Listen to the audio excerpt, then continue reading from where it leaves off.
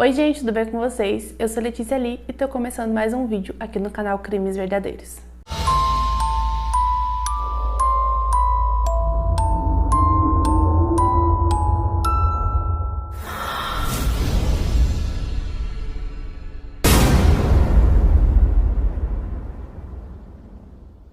Matthew Herdman nasceu em 1984 em Amish, na costa norte de Anglesey, no Reino Unido. Em 1998, aos 13 anos de idade, o Matthew se mudou com a sua mãe para Llanfairpwll, que é conhecida e famosa por ter um dos nomes mais longos do mundo, e essa cidade também fica no Reino Unido. Ainda no mesmo ano, em 1998, o pai do Matthew acabou falecendo em decorrência a um ataque de asma que ele teve. E embora os pais do Matthew fossem separados e eles não morassem mais juntos nem nada, o Matthew ainda assim tinha uma aproximação muito boa com o pai e obviamente ele ficou bem triste com essa tragédia. O Matthew morava então com a sua mãe, Julia, que era uma enfermeira, e com o seu padrasto, que era um ex-bombeiro. Ainda aos 13 anos de idade, o Matthew começou a entregar jornais pela vizinhança para conseguir ganhar algum dinheirinho ali para ele. Então ele conhecia praticamente todo mundo da vizinhança e a maioria dos vizinhos eram idosos. Segundo seus familiares e conhecidos, o Matthew era um adolescente pouco sociável. Ele geralmente estava mais isolado, mais quieto no canto dele, principalmente na escola. Um ex-professor dele disse que, embora ele fosse realmente pouco sociável, quando alguém começava uma conversa com ele desenvolvia a conversa ali de boa. Ele inclusive tinha um senso de humor muito bom, segundo esse professor, mas o Matthew acabou sendo diagnosticado com dislexia muito cedo, então ele tinha uma dificuldade bem grande na aprendizagem na escola. Quanto à aparência do Matthew, ele era considerado um garoto normal, e eu digo isso porque hoje em dia a gente já vê que muitas pessoas julgam as outras pessoas pelo o que elas usam ou pelo o que elas vestem, e naquela época não era diferente. Eu acho que era ainda pior, né, por ser anos 90, ali início dos anos 2000. Sei lá, se uma pessoa se vestisse inteiro de preto, as pessoas já achavam estranho. Então, por isso que eu estou comentando isso. O Matthew não se vestia de nenhuma forma que soava estranha para as pessoas. Ele se vestia normal, com camiseta, jeans, boné. Então, ele não tinha nada nele que fizesse com que as pessoas achassem que ele fosse estranho ou algo do tipo. Os hobbies do Matthew eram assim como os hobbies da maioria dos meninos da idade dele. Então, ele gostava de TV, ele gostava de computador, de jogos, ele gostava de ouvir músicas pop, ele também gostava muito de ler. E quando a mãe permitia, ele saía para beber com os amigos e se divertir. Mas tinha um hobby do Matthew que não era muito comum nos outros jovens. Ele gostava muito de saber, estudar sobre o vampirismo e também sobre o ocultismo. Então, ele tinha vários livros, filmes que falavam sobre esses assuntos. E de início era uma curiosidade, era algo que ele gostava, mas mais tarde passou a ser uma obsessão para o Matthew. Então, em 2001, o Matthew tinha 17 anos na época. E, segundo matérias, ele não trabalhava mais entregando jornais. Nessa época ele já trabalhava no emprego mais formal, ele trabalhava num hotel. Não fica claro em qual função, eu não sei o que ele fazia exatamente lá, mas ele já estava trabalhando num outro emprego.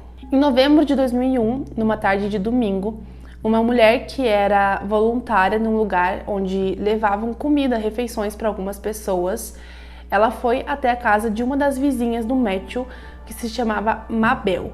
A Mabel tinha 90 anos de idade e ela era uma senhora que vivia sozinha. A Mabel não tinha, ou pelo menos não aparentava ter familiares por perto. Ela era vista bem raramente na igreja, às vezes. Ela não era tida como uma pessoa religiosa, então ela ia bem de vez em quando na igreja.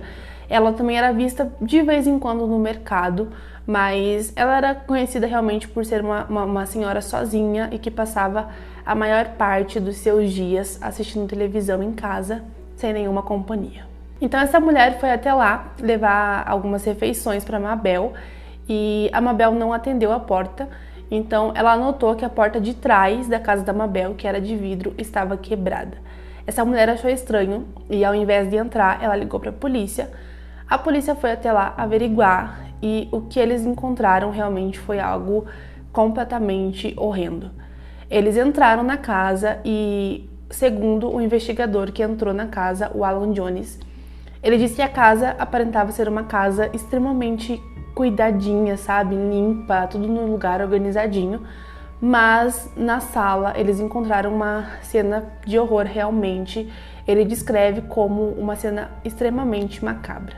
A Mabel estava sentada em sua poltrona, a televisão ainda estava ligada, então claramente ela estava assistindo televisão, que era uma coisa que ela fazia de costume. A televisão era a única companhia que ela tinha. Ela estava já sem vida. Ela tinha sofrido múltiplos ferimentos em vários lugares e um par de atiçadores de lareira foram colocados em forma de cruz na frente dela, na frente da poltrona, junto com algumas velas. Na frente da Mabel havia uma bandeja de prata e em cima dessa bandeja tinha algo embrulhado com um jornal. Só mais tarde é que eles foram perceber, eles foram ver que se tratava do coração da Mabel, que havia sido retirado dela e havia sido embrulhado naquele jornal e colocado em cima daquela bandeja. Do lado da bandeja tinha uma panela que tinha ainda bastante sangue e também na panela tinha uma marca de lábios, como se alguém tivesse ingerido, né, tivesse bebido aquele sangue que estava ali dentro daquela panela.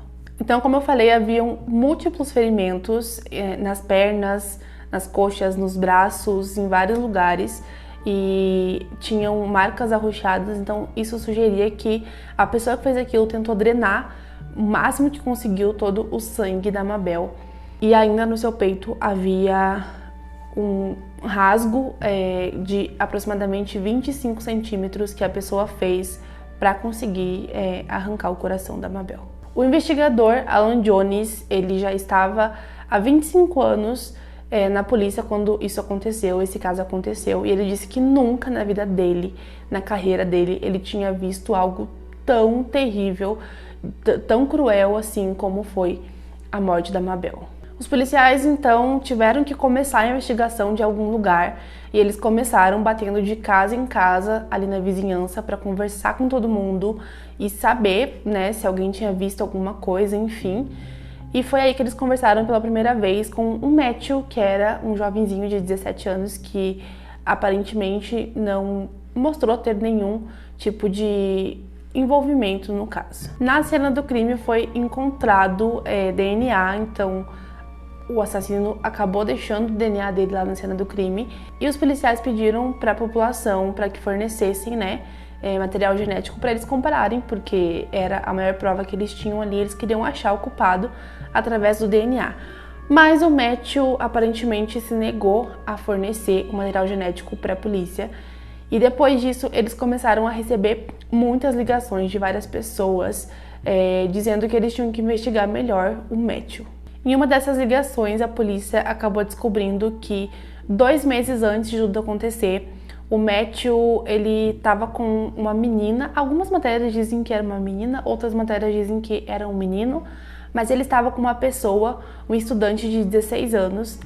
E segundo essa pessoa, o Matthew disse que o Matthew insinuou que essa pessoa era um vampiro e ele disse que a pessoa deveria morder ele para que ele também se tornasse um deles. E a pessoa inicialmente achou que ele estava brincando, mas disse que ele realmente empurrou o pescoço dele contra a boca da pessoa e disse: "Me morde porque eu também quero ser um vampiro". Então isso foi bem estranho. Os policiais então começaram a investigar mais a fundo tudo isso e foi então que eles descobriram toda a obsessão do Matthew em se tornar um vampiro. Ele disse para a polícia que era uma curiosidade normal, ele apenas gostava, mas isso não queria dizer nada. Quando questionado sobre o que ele estava fazendo na noite que tudo aconteceu, ele disse que estava trabalhando no hotel onde ele trabalhava, mas a polícia acabou descobrindo que ele não foi trabalhar naquela noite. A polícia então foi fazer uma busca na casa do Matthew e lá eles encontraram um sapato que as pegadas combinavam exatamente com as pegadas que eles encontraram na casa da Mabel e eles descobriram também um casaco do Matthew pendurado atrás da porta do quarto dele, onde tinha uma faca e tinha sangue lá. E eles acabaram testando o sangue e realmente descobriram, eles constataram que se tratava do sangue da Mabel.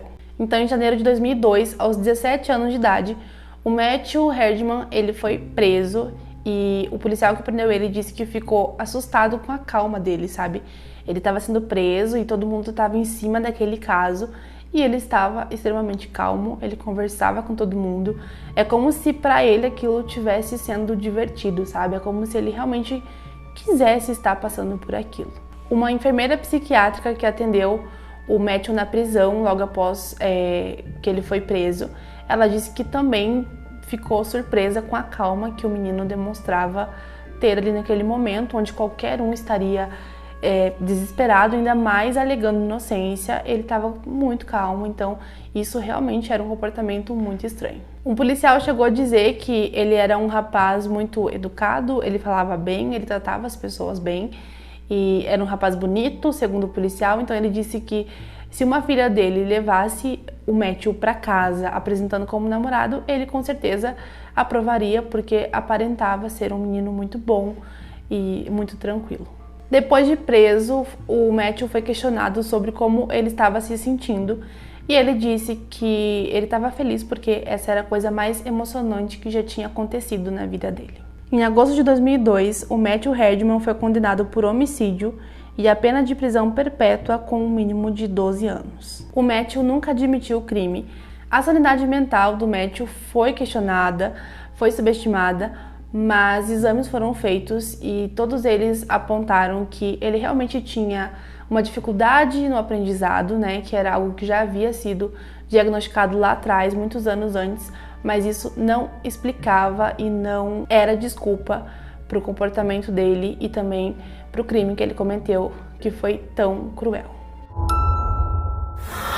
E esse foi o caso de hoje, gente. Comenta aqui embaixo se vocês já conheciam esse caso, o que vocês acharam. Não esquece de curtir o vídeo porque me ajuda bastante com a divulgação do canal.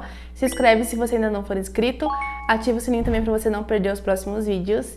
E me segue no Instagram que eu vou deixar passando aqui na tela para vocês, tá bom? Nós nos vemos no próximo vídeo. Até lá e tchau!